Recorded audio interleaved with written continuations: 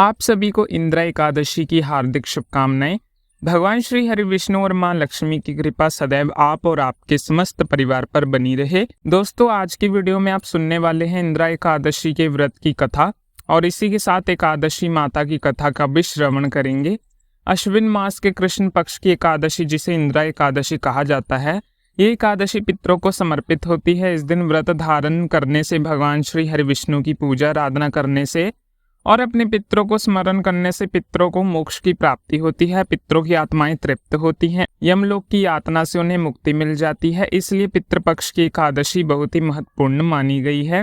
शास्त्रों के अनुसार इंदिरा एकादशी का व्रत रखने वाले व्यक्ति को मृत्यु के बाद वैकुंठ धाम में स्थान मिलता है। इसी के साथ ही उनके पितरों की आत्मा को भी मुक्ति मिलती है। पुराणों के अनुसार एकमात्र इंदिरा एकादशी का व्रत धारण करने से ही व्यक्तियों को सदियों की तपस्या, कन्यादान और अन्य पुण्यों का फल मिल जाता है। इसलिए इस व्रत को रखना बेहद खास माना जाता है।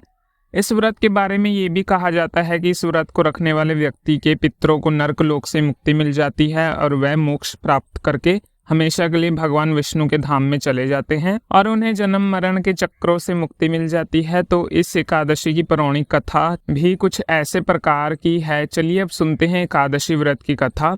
और हाँ, आप इंदिरा एकादशी की पूजा विधि और पारण के शुभ मुहूर्त में जानना चाहते हैं तो उसकी वीडियो हमारे चैनल पर जरूर अपलोड है, आप देख लीजिए। इंदिरा एकादशी व्रत की पौराणिक कथा के अनुसार एक बार धर्मराज युधिष्ठिर भगवान श्री कृष्ण से कहने लगे, हे भगवान, अश्विन मास के कृष्ण पक्ष के एकादशी का नाम क्या है और इस एकादशी की विधि तथा इसका फल क्या है, सो कृपा करके कहिए। भगवान श्री कृष्ण कहने लगे कि इस एकादशी का नाम इंदिरा एकादशी है। हे राजन, ये एकादशी पापों को नष्ट करने वाली तथा पितरों को अधोगति से मुक्ति देने वाली एकमात्र एकादशी है। हे राजन, ध्यान इसकी कथा सुनो। इसके सुनने मात्र से ही वाजपेयी काल में, सतयुग के समय में, महेशपति नाम की एक नगरी में इंद्रसेन नाम का एक प्रतापी राजा धर्म पूर्वक अपनी प्रजा का पालन करते हुए शासन करता था। वह राजा पुत्र पौत्र और धन आदि संपन्न था और भगवान विष्णु का परम भक्त था। एक दिन जब राजा सुखपूर्वक अपनी सभा में बैठे थे तो आकाश मार्ग से महर्षि नारद उतरकर उसके साथ में आए। राजा उन्हें देखते ही हाथ जोड़कर खड़ा हो गया और विधि पूर्वक आसन और अर्घ दिया। सुखपूर्वक बैठने के बाद मुनि ने राजन से पूछा कि हे राजन, आपने सातों अंग कुशल पूर्वक हैं तो तुम्हारी वृद्धि धर्म में और तुम्हारा मन विष्णु भक्ति में तो रहता है। देवऋषि नारद की ऐसी बातें सुनकर राजा ने कहा, हे महर्षि, आपकी कृपा से मेरे राज्य में सब कुछ कुशल है तथा मेरे यहाँ यज्ञ कर्म आदि सकृत हो रहे हैं। आप कृपा करके अपने आगमन का कारण कहिए। तब ऋषि कहने लगे कि हे राजन, आप आश्चर्य देने वाले मेरे इन वचनों को सुने। मैं एक समय ब्रह्मलोक से यमलोक गया। वहां श्रद्धा पूर्वक यमराज से पूजित होकर मैंने धर्मशील और सत्यवान धर्मराज की प्रशंसा की। उसी धर्मराज की सभा में महान ज्ञानी और धर्मात्मा तुम्हारे पिता को एकादशी का व्रत भंग होने के कारण देखा। उन्होंने संदेश दिया, सो मैं तुम्हें कहता हूँ। उन्होंने कहा है कि पूर्व जन्म में कोई विघ्न हो जाने के कारण यमराज के निकट रह रहा हूँ। सो हे पुत्र, यदि तुम अश्विन मास के कृष्ण पक्ष की इंदिरा एकादशी का व्रत मेरे निमित्त करो तो मुझे स्वर्ग की प्राप्ति हो सकती है। इतना सुनकर राजा कहने लगा कि महर्षि, इस व्रत की विधि मुझे कहिए। नारद जी कहने लगे, अश्विन मास के कृष्ण पक्ष दशमी की तिथि के दिन प्रातः काल श्रद्धा पूर्वक स्नान आदि से निर्वृत्त होकर पुनः दोपहर को नदी में जाकर स्नान करे, फिर श्रद्धा पूर्वक पितरों का श्राद्ध करे और एक बार भोजन करे। प्रातःकाल होने पर एकादशी के दिन दातून आदि करके स्नान करे। फिर व्रत के नियम को भक्ति पूर्वक ग्रहण करता हूँ। इसकी प्रतिज्ञा लें कि मैं आज संपूर्ण भोगों को त्याग कर निराहार एकादशी का व्रत करूंगा। हे अच्युत, हे पुंडीकाक्ष, मैं आपकी शरण में हूँ, आप मेरी रक्षा कीजिए। इस प्रकार नियम पूर्वक शालिग्राम की मूर्ति के आदि विधि पूर्वक श्राद्ध करके योग ब्राह्मणों को फलाहार का भोजन कराएं और दक्षिणा दें। पितरों के श्राद्ध से जो बच जाए उसका सूंघ कर गौं को दे दें तथा धूप, दीप, गंध, पुष्प, नैवेद्य आदि सभी सामग्रियों से ऋषिकेश भगवान का पूजन करें और एकादशी की रात्रि में भगवान के निकट जागरण करें। इसके पश्चात द्वादशी के दिन प्रातःकाल होने पर भगवान विष्णु का पूजन करके ब्राह्मणों को भोजन कराएं और दक्षिणा दें। फिर भाई, बंधु, स्त्री और पुत्र सहित सभी मौन होकर भोजन करें। नारद जी कहने लगे, हे राजन, इस विधि से यदि तुम आलस्य रहित होकर इस एकादशी का व्रत करोगे तो तुम्हारे पिता अवश्य ही स्वर्गलोक को जाएंगे। इतना कहकर नारद जी अंतर्ध्यान हो गए। नारद जी की ये कथा एगन पर चढ़कर विष्णु लोक को गए और राजा इंद्रसेन भी एकादशी के व्रत के प्रभाव से निष्कर्ष राज करके अंत में अपने पुत्र को सिंहासन पर बैठाकर स्वर्गलोक को गया। भगवान श्री कृष्ण कहते हैं, हे युधिष्ठिर, ये इंद्र एकादशी के व्रत का महत्व मैंने जो तुम्हें कहा है, इसे पढ़ने और सुनने से मनुष्य के सभी पाप तो छूट जाते हैं और सब प्रकार के भोगों से भी अंत मिलता है और वैकुंठ की प्राप्ति होती है। अब आप सुनेंगे एकादशी माता की कथा।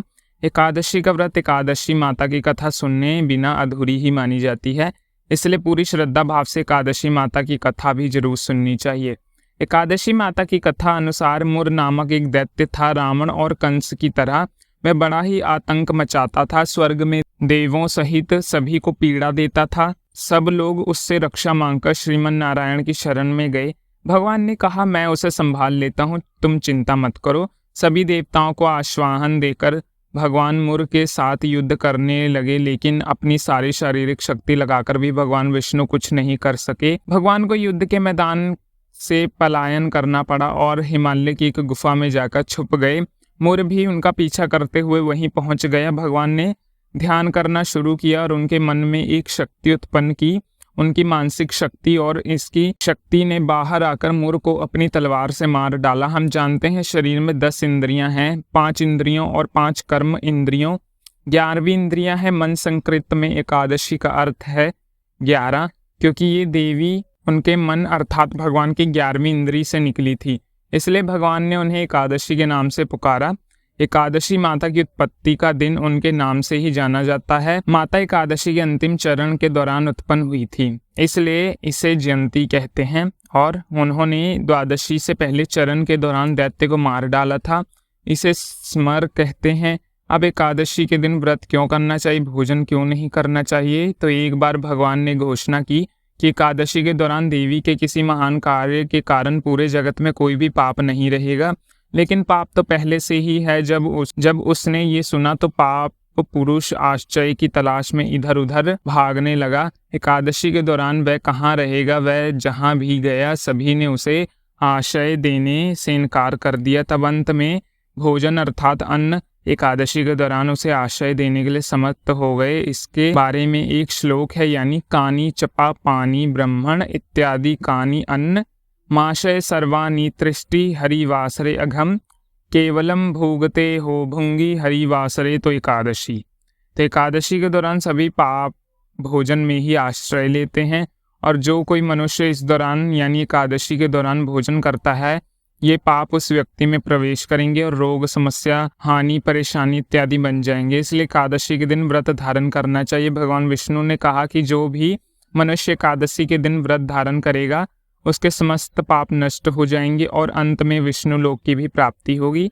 एकादशी को भगवान विष्णु की कन्या भी कहा जाता है, क्योंकि ये भगवान की मानस पुत्री हैं। उनकी मूर्ति पूरी जगन्नाथ मंदिर और द्वारका धाम में भी है। भगवान के धर्म की रक्षा के लिए जितने भी अवतार हैं वह सभी एकादशी के दिन ही हुए हैं, इसलिए ये इतना पवित्र दिन है। एकादशी व्रत का प्रारंभ बताते हुए भगवान श्री कृष्ण ने धर्मराज युधिष्ठिर से कहा, गालम मुनि का भद्रशल नाम एक पुत्र था। भद्रशल ने छोटी उम्र से ही एकादशी व्रत का पालन करना शुरू कर दिया।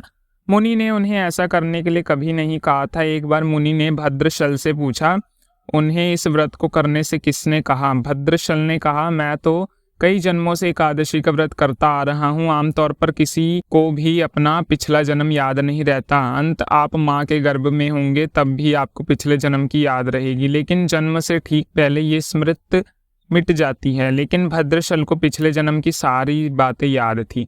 ये एकादशी व्रत की शक्ति थी जिसका वह पालन करते हुए एक पूर्व जन्म में धर्मकृति नामक राजा थे। धर्मकृति बहुत क्रूर था, उसे कोई पसंद नहीं करता था। ऐसा कोई पाप नहीं था जो उसने ना किया हो। एक बार वह अपने सैनिकों के साथ शिकार पर गया।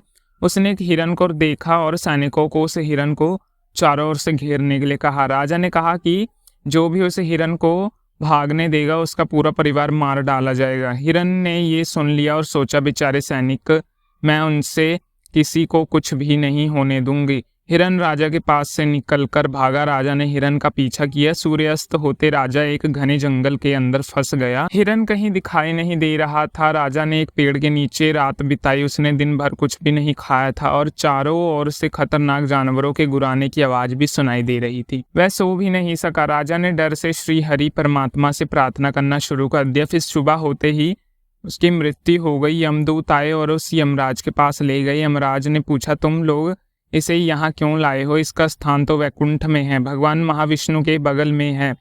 यमूद ने तो यमराज से कहा, लेकिन राजन, मैंने तो बहुत पाप किए हैं, मैं तो महापापी हूँ। यमराज बोला, नहीं, वह सब चला गया, अब बिल्कुल पवित्र हो। जिस दिन इसकी मृत्यु हुई थी एकादशी थी।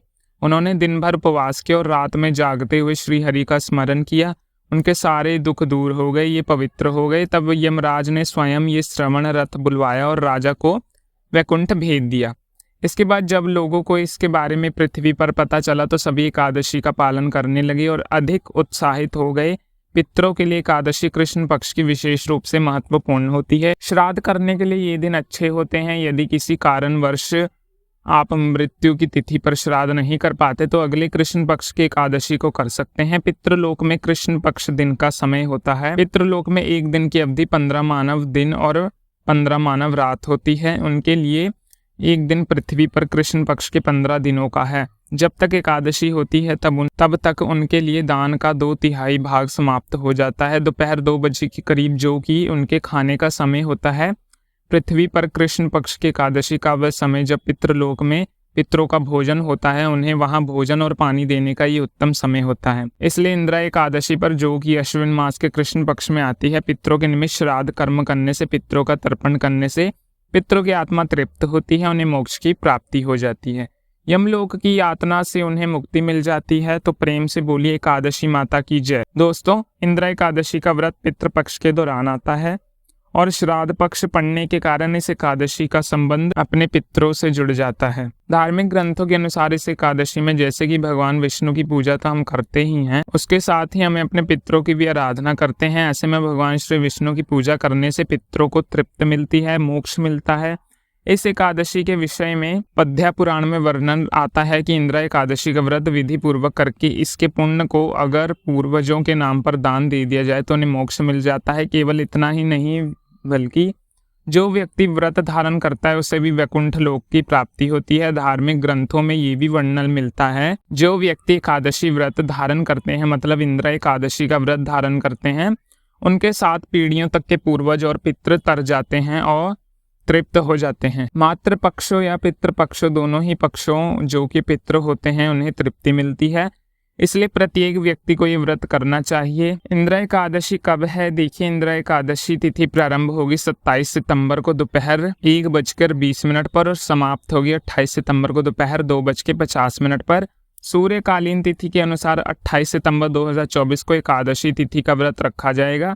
27 सितंबर 2024 दशमी तिथि के नियमों का आपको पालन करना है। दशमी दिन के साथ ही शुद्ध और सात्विक भोजन ग्रहण करके ब्रह्मचर्य का पालन करते हुए भूमि पर शयन करना है। एकादशी के दिन प्रातःकाल जल्दी उठकर स्नान नित्य आदि कर्मों से निवृत्त होने के बाद स्वच्छ वस्त्र धारण करने के बाद भगवान सूर्यदेव को जल दीजिए। घर के मंदिर में भगवान श्री हरि विष्णु की पूजा कीजिए। भगवान श्री हरि विष्णु के समक्ष शुद्ध घी का दीपक जलाकर अपने व्रत का पूजा का संकल्प लीजिए कि आज मैं पितरों की आत्मा की तृप्ति के लिए, उनकी मुक्ति पाने के लिए ये व्रत धारण कर रहा हूँ। पूजा पाठ किसी भी प्रकार की भूल चूक अनजाने में हो जाए तो भगवान श्री हरि विष्णु मुझे क्षमा कर दीजिए। अब विधि विधान से भगवान श्री हरि विष्णु की पूजा करने के बाद अपने पितरों का तर्पण कीजिए। इसके बाद आप दिन में फलाहार इत्यादि कर सकते हैं। शाम के समय फिर विधि विधान से भगवान श्री हरि विष्णु की पूजा करेंगे। रात्रि में अखंड दीपदान करेंगे। जितना संभव हो गीता का पाठ करेंगे, विष्णु सहस्त्र नाम का पाठ करेंगे। भगवान श्री हरि विष्णु किसी भी मंत्र का स्त्रोत का जाप कर सकते हैं। अधिक से अधिक संख्या में आप जप करें। रात्रि जागरण करना है, फिर अगले दिन व्रत का पारण किया जाता है, व्रत खोला जाता है।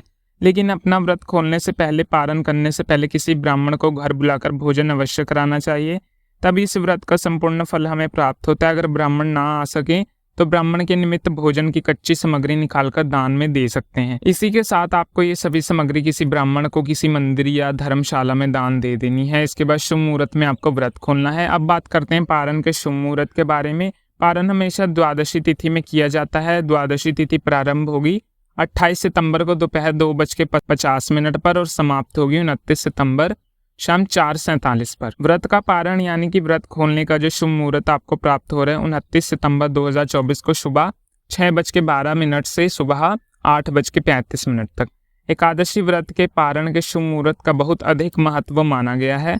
अगर हम व्रत का पारण सही समय नहीं करते तो हमारे किए गए व्रत का संपूर्ण फल हमें नहीं मिलता। पारण के शुभ मुहूर्त का ध्यान रखिए। एकादशी के दिन ब्रह्म मुहूर्त में स्नान किया जाता है, तो 28 सितंबर को सुबह 4:36 से 5:02 तक ब्रह्म मुहूर्त रहेगा। इस समय में आप स्नान कर सकते हैं, पूजा कर सकते हैं।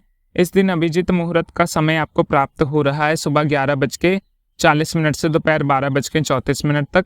इस समय में अगर आप पूजा आराधना करते हैं, मंत्रों का जाप करते हैं या कोई भी शुभ कार्य करते हैं तो उसका फल कई गुना होकर आपको प्राप्त होता है।